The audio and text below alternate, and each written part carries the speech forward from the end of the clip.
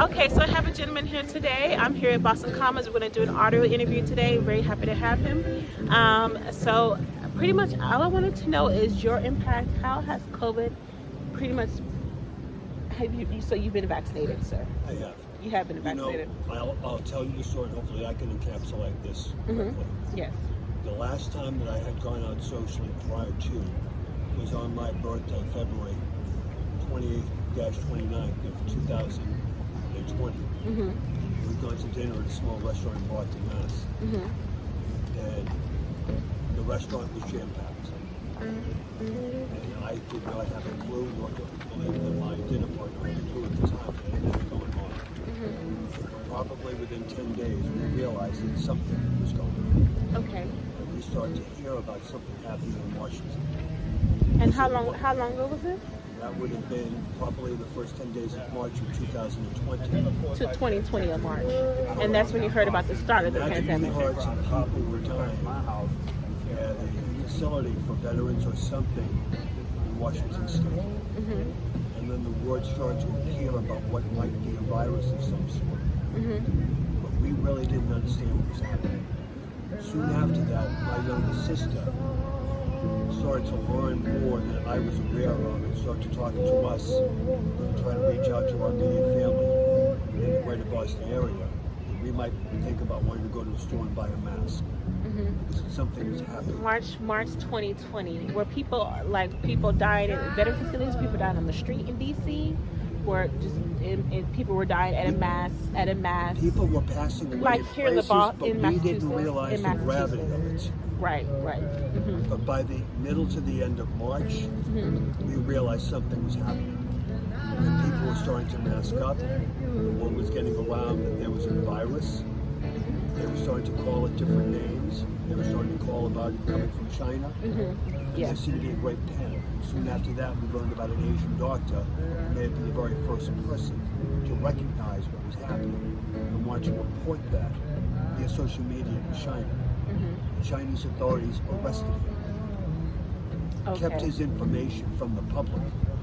Soon after, we learned he died in a hospital from COVID-19. Yes, I did remember that report of the doctor dying. And then there was a large outcry. Exactly, I did remember that report of the Chinese doctor dying. There was a large outcry. But it wasn't from Wuhan. It was a large outcry of Chinese people who learned he tried to report what was soon to be described as COVID-19. Okay. The Chinese authorities had silenced him, and there was an outrage by Chinese people that he died from this, and they were trying to do something about it. Okay. They knew about that. Yes. Soon after that, we realized that was taking off here. I remember when the news reported that 1,600 Americans on a certain date had passed away from the disease. I remember that number being reported on Channel 5 News. I don't know when that was. But at that point, we realized we need to protect ourselves from something that was as bad as the virus that hit America in 1918. I forget what that was called. Okay. Soon after that, we were doing everything to protect ourselves with sanitation. COVID-2 SARS, something like it was a variant of the SARS disease. Correct. Right. And we were being very careful. Masks, gloves, all of us. Wherever we had to go. And I was now making trips for women in my family who were in their 80s or 90s. We were definitely afraid to go out the door, and we were afraid of getting it. Because now we realized a lot of elderly people were dying from this one.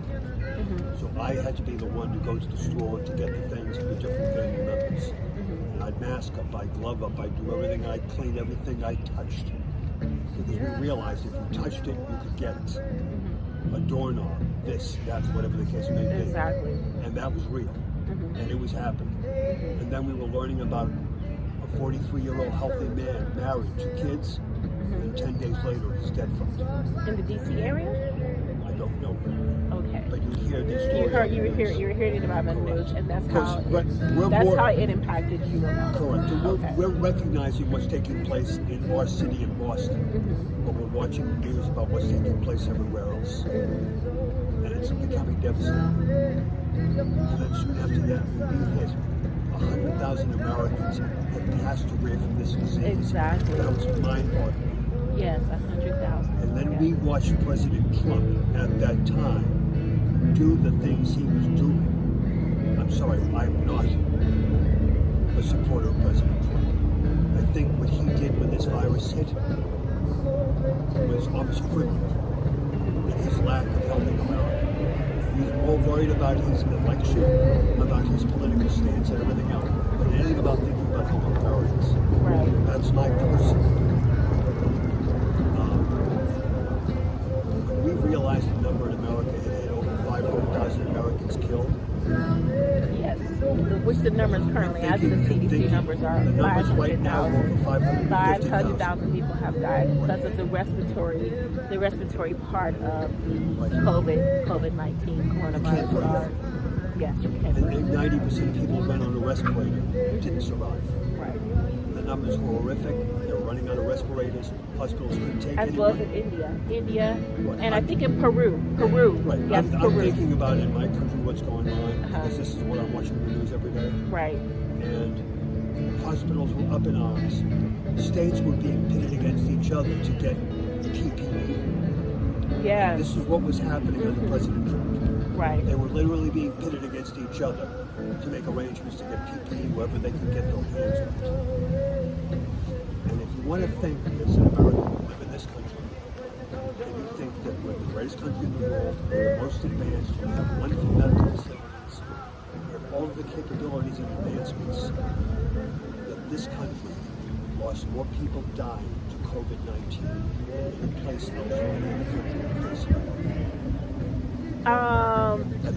At that point. At that point, Now, still. we've been able to step back since still- we're watching it unfold in Yes. India.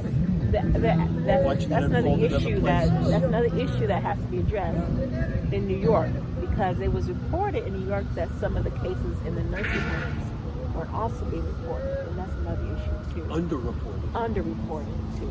So that was another direct We don't know what message. the reports are in Russia.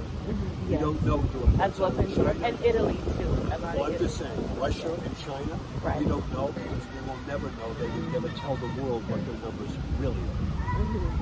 And we don't even know if all the information in our own country is being underreported to some degree. At the time when President Trump was president, he didn't want to listen to the CDC. He wanted to withdraw from the WHO. Yes. He didn't want to support Europe. And he continued to think about his political career. Okay. That all eventually led to an attack on the Capitol. Yes, true. In January of this year. Yes, true. So it is a lot, and thank you for that, for telling me a lot about the politics behind it, and the media. For the another issue that the past administration had to address was the fake media, and I'm glad that you actually had to relate to him that you do believe, or you agree with those reports too at the same time. You know, the former President